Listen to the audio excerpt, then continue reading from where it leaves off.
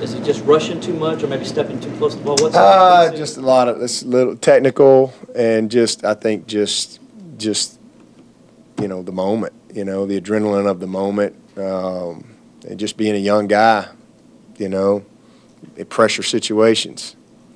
It's just got to kind of grow through it. I mean, he's got the ability, and I think just kind of not focusing on his process and getting more distracted on the outcome.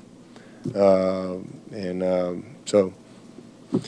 it is what it is. Like I said, we went through this with Catanzaro, a young guy that had all the talent in the world, did it in practice every day, and he just didn't show up on game day. And eventually he kind of worked himself out of that.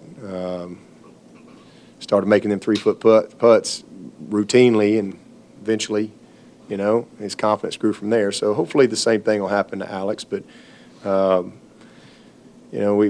you put drives together and you get down inside the 20 and you don't come away with points, I mean, to be a great red zone team, I mean, y'all have heard me say this many times, you got to be, in my opinion, you need an athletic quarterback.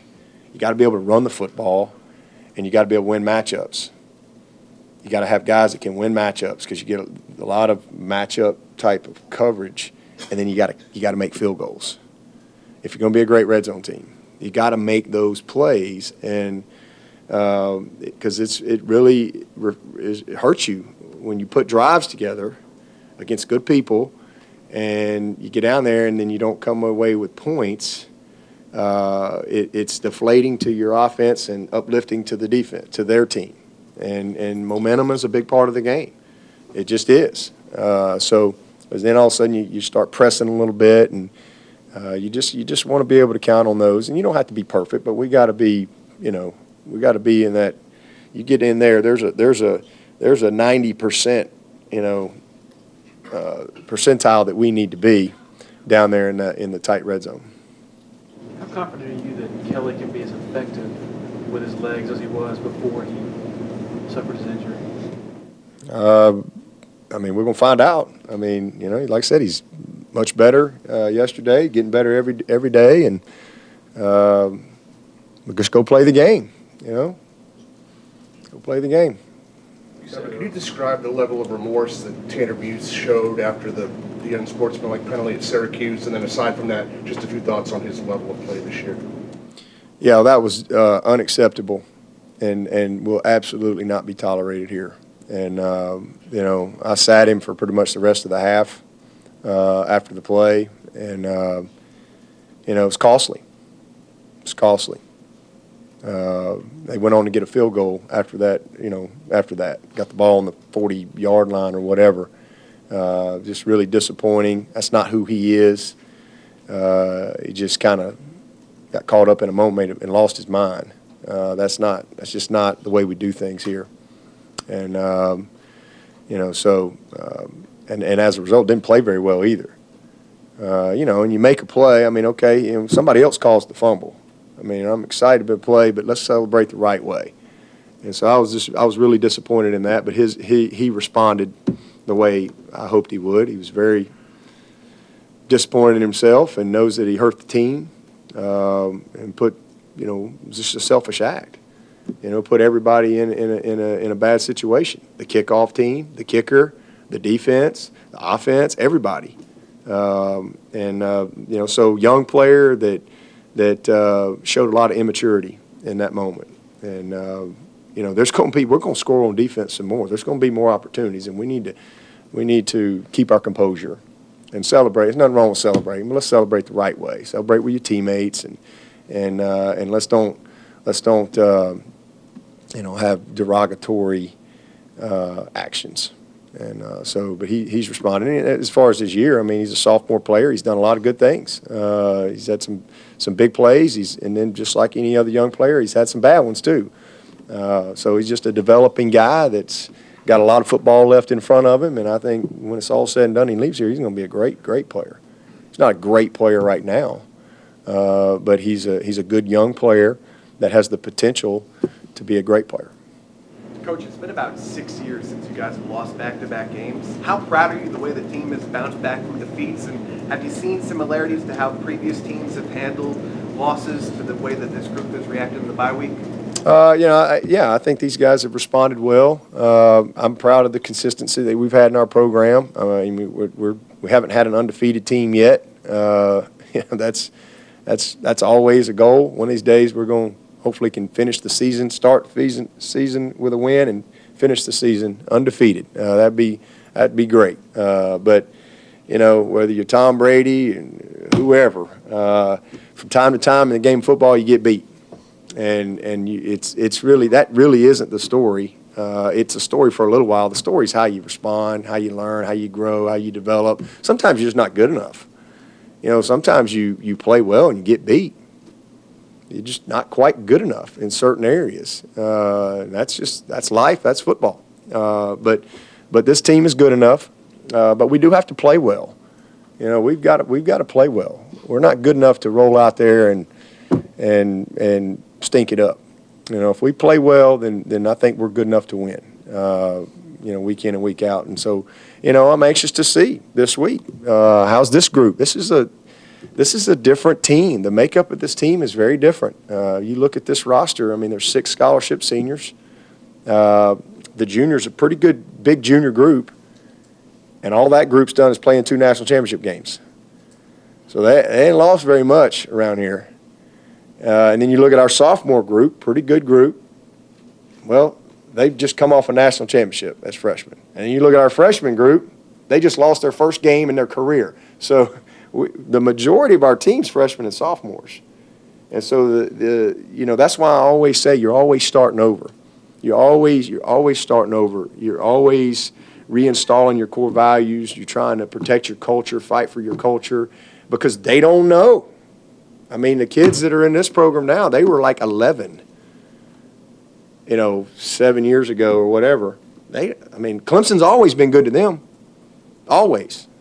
Clemson's always been good. So, but how we got good and what you have to do to have a chance to win, the commitment that it takes, the purpose that you have to prepare with, the effort you have to play with, the attention to details that you have to have, the technique, the relentless passion that you have to display, well, sometimes you got to be reminded of that. You're not entitled to win. You gotta earn it, man, every single day. And when you get beat, it's always a awesome opportunity to teach, man. And that's what we've tried to do. We've just tried to teach and develop our team. We're going to see how they're going to respond Saturday night. And they may respond great and play well, and we may get beat because we're playing a great football team. We're playing a great football team in Georgia Tech that can beat anybody. But that's why I've always said I personally have never judged our team on a scoreboard, ever. We've won some games and played like crap. And we celebrate the win, and then we're in here, you'd have thought we lost come Monday because we got to get better. So, I just want to see us, lay it on the line and play the way I know we're capable of. Coach, so many great athletes and coaches say that they hate losing more than they like winning. Would you say you fall under that category?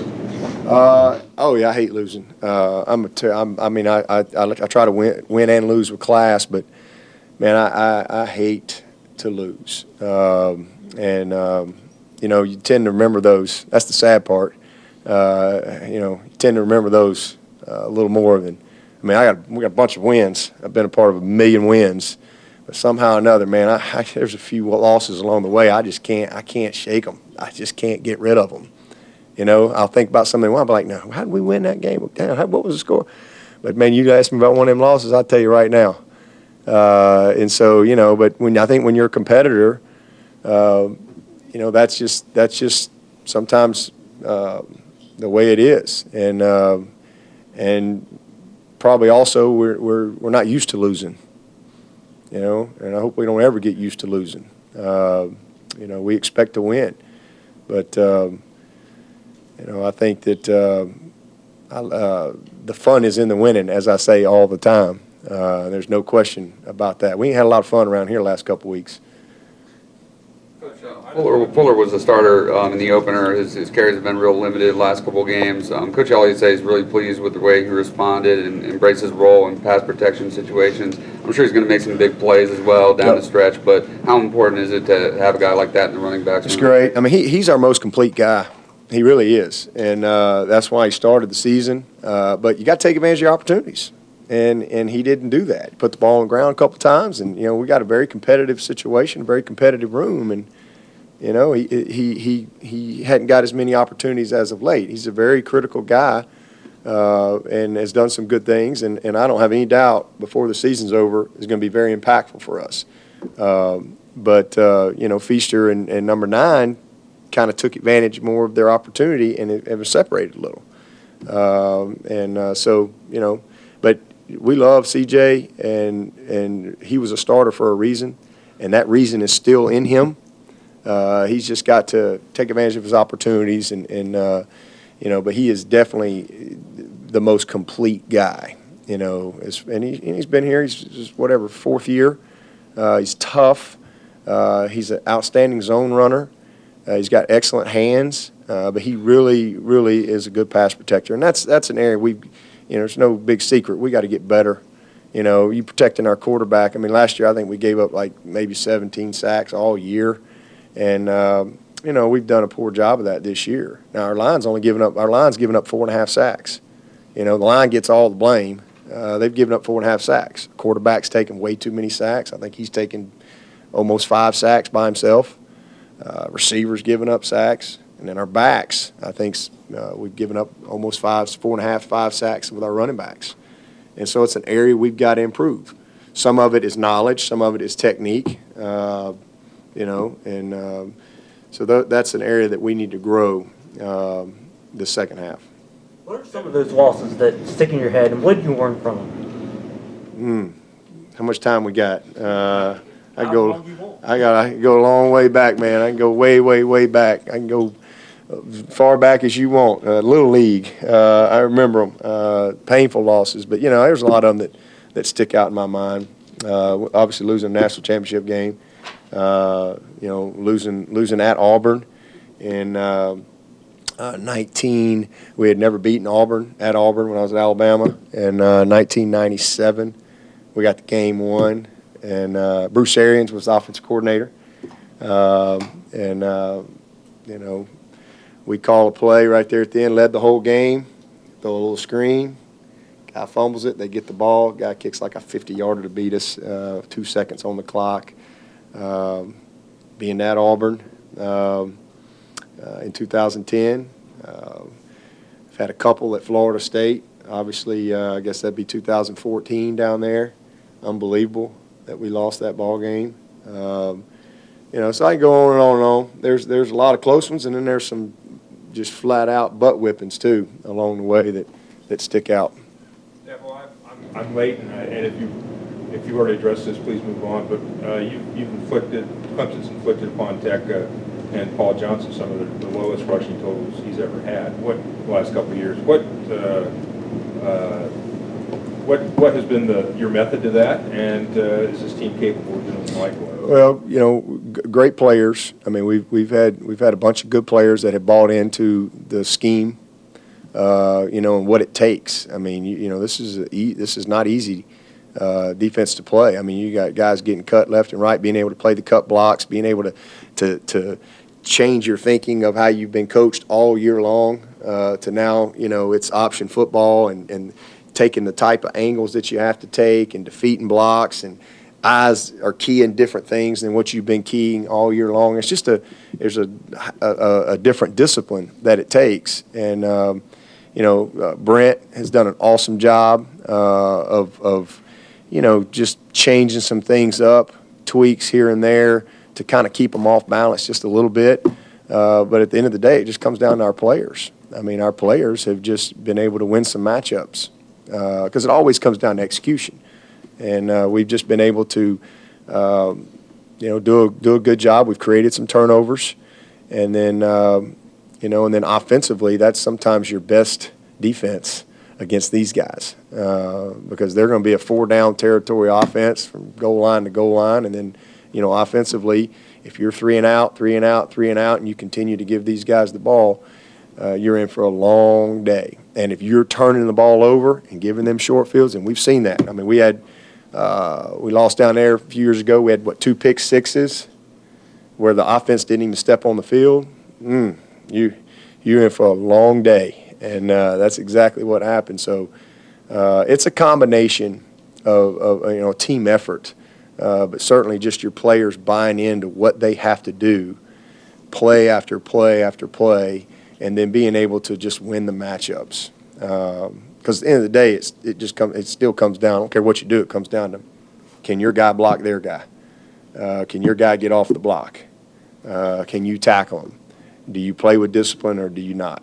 That's what it comes down to. You said you were pleased earlier with how the players have responded over the past 2 weeks.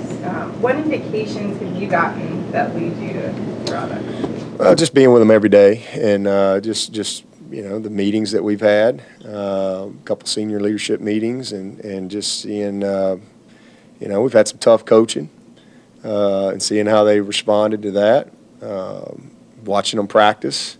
I think that's as big an indicator as anything, is just, how they practice, how they flush a loss, taking ownership of the things that they control.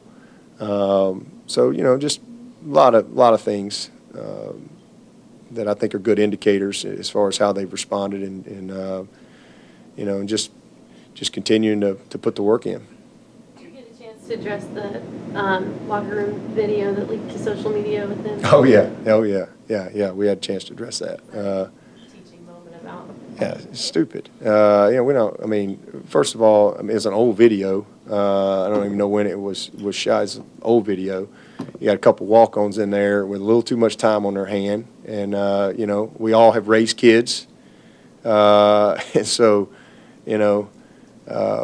sometimes young people have a little too much time on their hands. They do stupid stuff, and you got a pair of boxing gloves laying around. The next thing you know, you got a boxing match going on. You got a mat on the ground. Sometimes boys especially will start wrestling and goofing off. I mean, it's been going on forever and ever and ever and ever and ever and ever and ever and ever. It just, somebody had a video of it and put it out, and it was brought to my attention. Obviously, it's something that we don't tolerate that. It's just, like I said, them being goofy and goofing off down there. But I told them, I was like, you buy a house, you go to school, you get that job, you get married, you got your family, you're getting on with your life, and man, you finally, because of your name and your credibility that you've established, hey man, you got a bank that's going to loan you $300,000. You know what? You just got to bring them 30. You're going to bring them 30,000, and you're going to own a home. Isn't that awesome? I mean, and they're going to own your name. And so now you're excited, and you move in your new home. You get some furniture, you go down and you get the, no interest for 4 years at wherever, and you get the furniture, and you're excited to come to your new home, and here you go with your life. Are you going to push the furniture out of the way and invite the boys over there and say, all right, boys, let's wrestle? I mean, you're not 6. We're not 10 years old. We're not 8. We're grown men. So what happens? Couch gets break. It's not a frat house. It's not a romper room. And so that's kind of how I told them, this is a new house. And it's really nice. And that locker room's not a romper room. This ain't kindergarten. And so, I don't think you'll have any more problem with that. It was a good boxing match. It was a bad boxing match. But yeah, that like I said, stuff that just should, because somebody get hurt. It's just stupid. That's how all of a sudden you got somebody, gets hurt because they're goofing off. Things that can be prevented. That you don't need to be dealing with. Do you think maybe some of the public knowledge of it was more because it came after a loss than maybe if a team was... I just think anything that's associated with Clemson is going to be some type of news. Like I said, it was an old video. It wasn't anything that happened last week. I guess just whoever had the video decided to put it out last week. I guess that was the most viral opportunity you could get because it came after a loss. But I don't know when the video was shot, but there wasn't nobody having no boxing matches down there last week. I promise you that. Georgia Tech obviously has some really good running quarterbacks in the past, but I think Marshall's averaging about 120 yards. What does he kind of do that makes him so tough? Yeah, he's smart. He's little, and sometimes he's hard to find, but he's really smart. Again, he's got a big old tool belt when he walks out there every single play, and he's got answers. So it's one thing to have the answers; it's another thing to be able to apply them. And he definitely understands, what he's doing. The little nuances that come with running the option,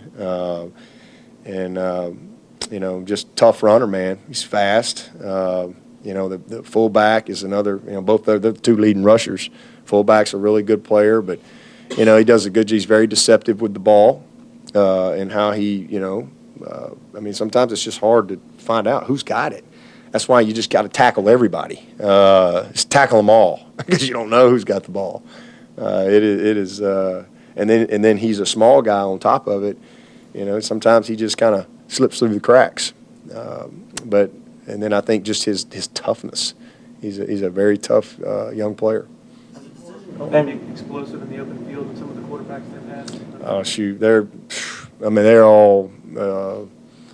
all been explosive. I go all the way back to, was it Nesbitt? What a nightmare he was. He was big and explosive, and a really good passer with a freak show out there. And what was that kid's name? A really good player. So, he's just electric. He's a quick guy that I think has the knowledge. Sometimes he's had some guys that, athletically really scared you, but weren't as good a decision maker. The kid they had last year, man, I'm glad he's gone too. He was a nightmare too. He was just like this guy, tough runner, not a big guy, but really understood what they were doing and just challenged you, every single play.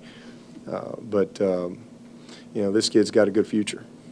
Coach, what do you think about Ricky June, their version of their over-the-top guy this year, and what are you going to do to keep him in check? Well, he's a challenge because, again, you end up having you can't. It's not like you can sit back and play a bunch of zone coverage on triple option. You're going to be just short all day, every play. You're short, and they're going to gash you.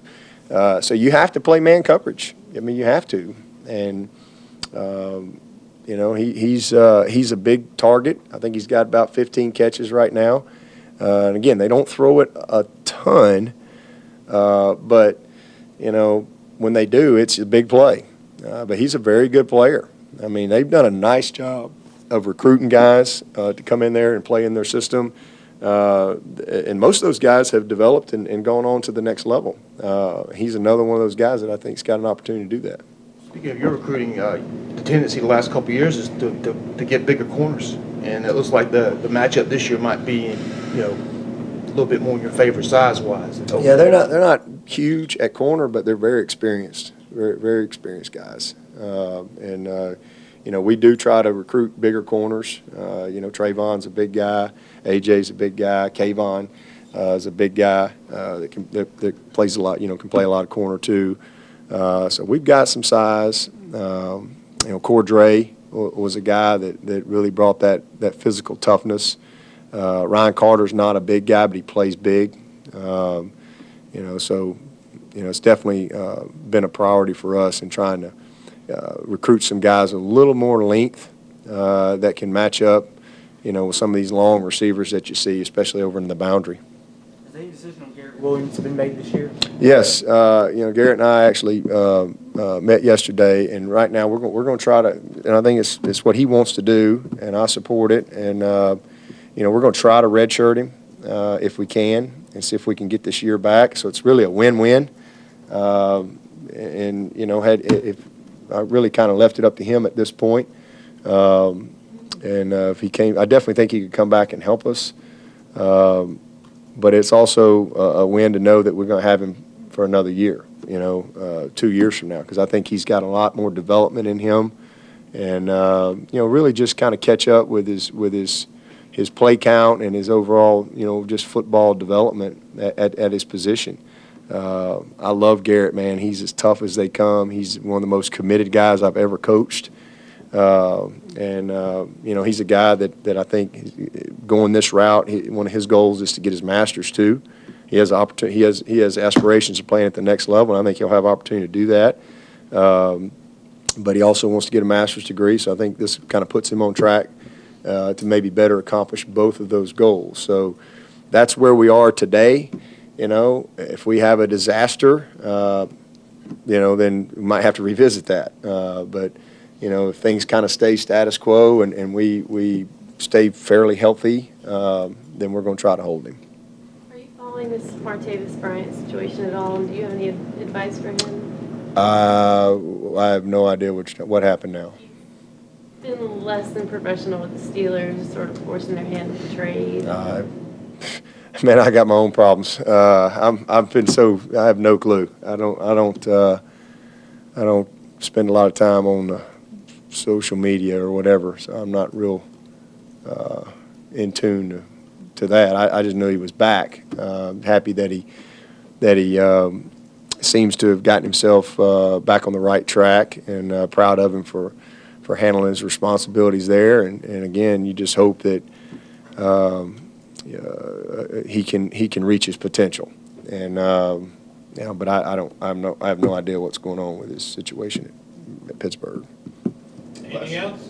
Last year after losing to Pitt, you still have one more conference game to go, so play Wake Forest, and you're in the title game. How does this year's response, or how differently do you have to respond this year with so many more games left on the schedule? Just same way, man. We just got to play good football this week. I mean that's just really what it comes down to. I mean, we got to, and I know y'all get tired of me saying it, but I mean, it's the biggest game of the year. I mean, if you can't get excited about the biggest game of the year, then you shouldn't play, because it is the biggest game of the year. And we didn't think Syracuse was the biggest game of the year, right? Well, guess what? It was pretty big. This is the biggest game of the year, so that's really all that matters, is how you prepare for a one-game season mentality.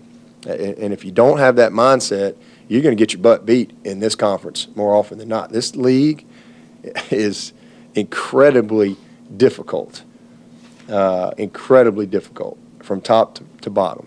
I mean, you just look at Boston College. I mean, we didn't win by enough against Boston College, and they go to Louisville and win. And then they go and destroy Virginia, who was 5-1. It's hard, man. Wake Forest is a really good football team that is incredibly difficult to beat. Every single team in this league is a challenge.